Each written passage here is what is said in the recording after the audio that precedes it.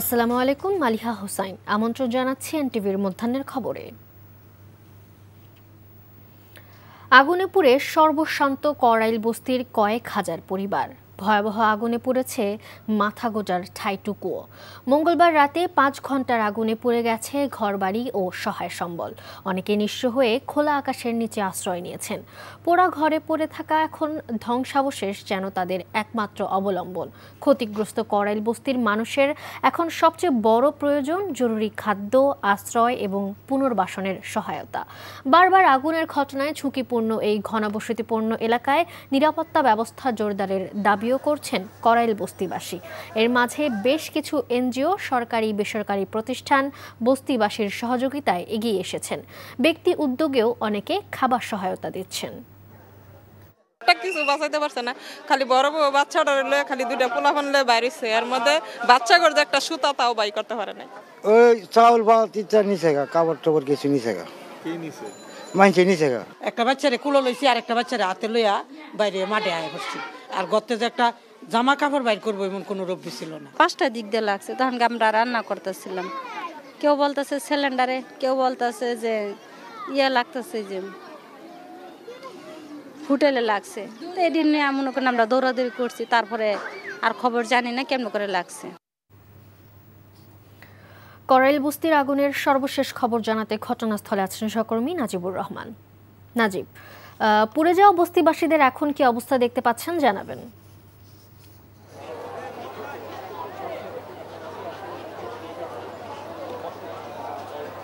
মালিহা, আগুন নিয়ন্ত্রণে আসার 12 ঘন্টার পর করাইল বস্তিতে কিন্তু এখন সেই অগ্নিকাণ্ডের ভয়াবহ ক্ষত বয়ে বেড়াচ্ছেন। আমরা সকাল থেকে এখানে এসে যেটি দেখতে পেয়েছি সেটি হচ্ছে কয়েক হাজার পরিবার কিন্তু তাদের আর্তনাদ, তাদের নিঃস্ব হয়ে যাওয়ার গল্প আমরা শুনেছি। এবং তাদের যেই পুড়ে যাওয়া ক্ষত, সেই পুড়ে যাওয়া ক্ষত কিন্তু নিশ্চয়ই দেখতে পাচ্ছেন আমার টিভি স্ক্রিনে। প্রায় 1500-র বেশি বসত বাড়ি কিন্তু পুড়েছে এবং এখানকার নিম্ন আয়ের মানুষের যে শেষ সম্বলটুকু, সেই শেষ সম্বলটুকু কিন্তু তারা হারিয়েছেন। প্রাণহানি না হলেও অনেক মূল্যবান জিনিস তারা খুইয়েছেন। এমনকি তাদের যেই শেষ সম্বলটুকু ছিল, সেই শেষ সম্বলটুকু তারা কিন্তু ফিরে পাননি। তাতে উল্লেখযোগ্য একটি বিষয় আমরা অনেকের সাথে কথা বলে যেটি জানতে পেরেছি, বেশ কিছু জিনিস অবশিষ্ট থাকার কথা থাকলেও সেটিও কিন্তু এসে তারা আজ সকালে যখন তাদের যেই বাড়ি বা বসত বাড়ি যেগুলো ছিল সেখানে এসেছেন, তখন সেটিও পাননি। তাদের ধারণা অনেকেই এখানে আবার লুটপাটও চালিয়েছেন, যেটি অত্যন্ত দুঃখজনক বলেও তারা বলছেন। এবং সেই সাথে আপনি নিশ্চয়ই দেখতে পাচ্ছেন যে যারা আসলে ক্ষয়ক্ষতির শিকার হয়েছেন তারা কিন্তু শেষ সময়ে এখন এসে তাদের কিছু অংশ যদি তারা খুঁজে পান, যেটি তারা হয়তো কোনো কাজে লাগাতে পারবেন, সেটিও তারা এখানে খুঁজছেন। এবং সবচেয়ে উল্লেখযোগ্য যে বিষয়টি আমরা সকাল থেকে দেখেছি যে এখানে খাদ্য সহায়তার একটি সংকট রয়েছে, অর্থাৎ খাদ্য সংকট চরমে উঠেছে।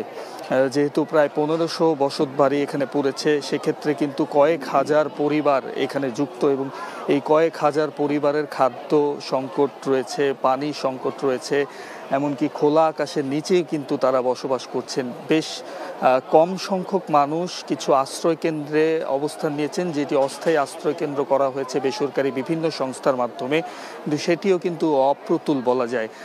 পাশে এরশাদ মাঠ রয়েছে, সেখানে প্রাইমারি স্কুল রয়েছে একটি, সেই স্কুলে তারা বেশ কয়েকজন পরিবার সেখানে অংশ নিয়েছেন, আশ্রয় নিয়েছেন এবং অস্থায়ী কিছু তাঁবু করা হয়েছে, সেখানে আশ্রয় নিয়েছেন। এছাড়া আমরা দেখেছি ব্যক্তি উদ্যোগ এবং বেসরকারি, সরকারি বেসরকারি বিভিন্ন সংস্থা এখানে এসেছেন খাদ্য সহায়তা নিয়ে।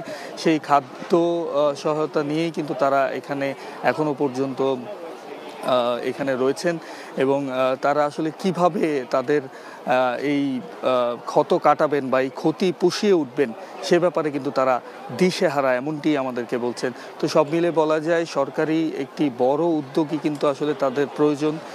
এক্ষেত্রে তাদের একটি পুনর্বাসনের ক্ষেত্রে আমরা জানি যে গত 1 দশকে প্রায় 8টি ভয়াবহ আগুন কিন্তু এই করাইল বস্তিতে হয়েছেন। প্রতিবারই তাদের বসত বাড়ি পুড়েছেন। তাদের দাবি যে একটি সুনির্দিষ্ট পরিকল্পনা করে তাদেরকে যেন এখানে বসবাসের সুযোগ করে দেয়া হয়, পুনর্বাসন করা হয়, এই দাবিটি কিন্তু তারা করছেন। তো সব মিলিয়ে বলা যায় যে করাইল বস্তিবাসীর কিন্তু একটি অনেক কঠিন সময়ই তারা পার করছেন আজ আমরা সকাল থেকে যেটি আমরা দেখতে পাচ্ছি। তো এই ছিল আমার কাছে সর্বশেষ। মালিহা, জানছিলাম করাইল বস্তির খবরাখবর। ত্রয়োদশ জাতীয় সংসদ নির্বাচনকে সামনে রেখে জাতিকে দেয়া সুষ্ঠু ও নিরপেক্ষ নির্বাচনের অঙ্গীকার বাস্তবায়নে মাঠে পূর্ণমাত্রার প্রস্তুতি নিয়েছে আইনশৃঙ্খলা বাহিনী। যারা নির্বাচন বানচালের ঘোষণা দিচ্ছে তাদের বিরুদ্ধে কঠোর ব্যবস্থা নেওয়া হবে বলে জানিয়েছেন প্রধান নির্বাচন কমিশনার AMM নাসির উদ্দিন। আজ সকালে রাজধানীর জিগাতলায় বিজিবির নির্বাচনী মহড়া পরিদর্শন শেষে এসব কথা বলেন তিনি। সিইসি জানান, জাতিকে দেয়া সুষ্ঠু নির্বাচনের প্রতিশ্রুতি বাস্তবায়নে মাঠে সর্বোচ্চ কাজ করবে আইনশৃঙ্খলা বাহিনীর সদস্যরা। রিপোর্ট করছেন ফাহাদ মোহাম্মদ। রাজধানীর আজিমপুর ফুলপুরি সরকারি প্রাথমিক বিদ্যালয় ত্রয়োদশ জাতীয় সংসদ নির্বাচনের একটি ডেমো ভোট কেন্দ্র। সকালে শুরুতেই কেন্দ্র জুড়ে ভোটারদের দীর্ঘ লাইন। ভেতরে শান্তিপূর্ণ ভোট গ্রহণ চললেও বাইরে রাজনৈতিক কর্মীদের উপস্থিতিতে বাড়তে থাকে উত্তেজনা। এক পর্যায়ে শুরু হয় ধাক্কাধাক্কি, মুহূর্তেই তার রূপ নেয় বিশৃঙ্খলায়। পরিস্থিতি নিয়ন্ত্রণে দ্রুত এগিয়ে আসে আইনশৃঙ্খলা বাহিনী। পরিস্থিতি সামাল দিতে শুরু হয় লাঠিচার্জ। এরপর মোতায়েনকৃত বিজিবি সদস্যরা নেয় কৌশলগত অবস্থান। এই পুরো পরিস্থিতি ছিল একটি প্রস্তুতিমূলক মহড়ার অংশ। ত্রয়োদশ জাতীয় সংসদ নির্বাচনের প্রস্তুতি হিসেবে বর্ডার গার্ড বাংলাদেশ, বিজিবি এই নির্বাচনী মহড়ার আয়োজন করে। মহড়ায় দেখানো হয় কিভাবে সংকট মুহূর্তে দ্রুত হস্তক্ষেপ করে ভোট কেন্দ্রের নিয়ন্ত্রণ পুনরুদ্ধার করবে বিজিবি এবং কিভাবে নিশ্চিত করবে সুষ্ঠু ভোটের পরিবেশ।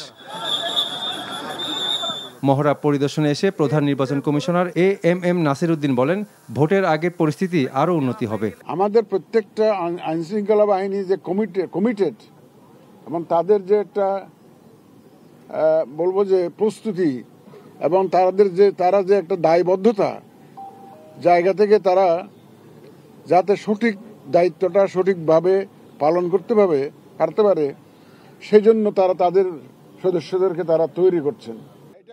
সিইসি জানান, ত্রয়োদশ জাতীয় সংসদ নির্বাচনকে সামনে রেখে নির্বাচন কমিশনের প্রস্তুতিমূলক কাজ প্রায় শেষ পর্যায়ে।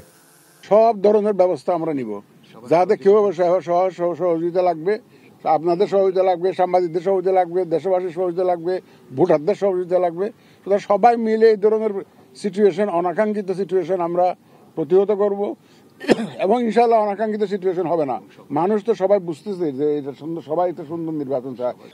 নির্বাচনকে কেন্দ্র করে সারা দেশে মোতায়েন করা হবে প্রায় 35,000 বিজিবি সদস্য, যারা দায়িত্ব পালন করবেন 1210টি প্লাটুনে। এছাড়া সীমান্তবর্তী 7টি উপজেলায় বিজিবি এককভাবে দায়িত্ব পালন করবে। ভোটের আগে ও পরে মোট 4 দিন মাঠে থাকবে এই বাহিনী। Fahad Mohammad, NTV news, Dhaka. চট্টগ্রাম আদালত এলাকায় ইসকন কর্মীদের হামলায় তরুণ আইনজীবী সাইফুল ইসলাম আলিফ হত্যার 1 বছর আজ। গত বছরের এই দিনে আদালত ভবন এলাকায় সংঘর্ষের মধ্যে পিটিয়ে ও কুপিয়ে প্রকাশ্যে হত্যা করা হয় আইনজীবী সাইফুল ইসলাম আলিফকে। ওই দিন প্রথমে ইসকন নেতা চিন্ময় কৃষ্ণ দাসের জামিন শুনানিকে কেন্দ্র করে উত্তেজনা শুরু হয়েছিল। ঘটনার পর নিহতের বাবা জামাল উদ্দিন বাদী হয়ে কোতোয়ালি থানায় 31 জনকে আসামি করে হত্যা মামলা দায়ের করেন। ঘটনার 1 বছর পেরিয়ে গেলেও এখনও আলোর মুখ দেখেনি মামলার রায়। হত্যা মামলার দ্রুত রায়ের দাবিতে শহরের বিভিন্ন স্থানে মানববন্ধন করছে আইনজীবীরা। লেবাননের জাতিসংঘ শান্তিরক্ষা মিশন ইউনিফিলে যোগ দিতে বাংলাদেশ নৌবাহিনীর 85 সদস্যের একটি দল আজ সকালে চট্টগ্রামের শাহ আমানত আন্তর্জাতিক বিমানবন্দর ত্যাগ করেছে। তারা ব্যানকন 16 কন্টিনজেন্টের অধীনে নৌবাহিনী জাহাজ বানৌজা সংগ্রামে যোগ দেবেন। বিদায়ের আগে চট্টগ্রাম নৌ অঞ্চলের পক্ষে chief staff officer captain M Ashraful Alam তাদের আনুষ্ঠানিক বিদায় জানান।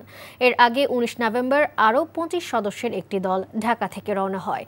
এদিকে আগামী 27 নভেম্বর ব্যানকন 15 কন্টিনজেন্টের 110 সদস্য দেশে ফিরবেন।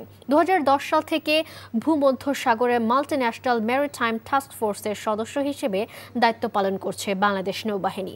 বানৌজা সংগ্রাম লেবাননের জলসীমায় নজরদারি, অস্ত্র অনুপ্রবেশ প্রতিরোধ, উদ্ধার তৎপরতা ও প্রবাসী বাংলাদেশিদের সেবা প্রদান সহ গুরুত্বপূর্ণ ভূমিকা রেখে চলেছে, যা বিশ্ব শান্তিতে বাংলাদেশের সুনাম আরও উজ্জ্বল করছে।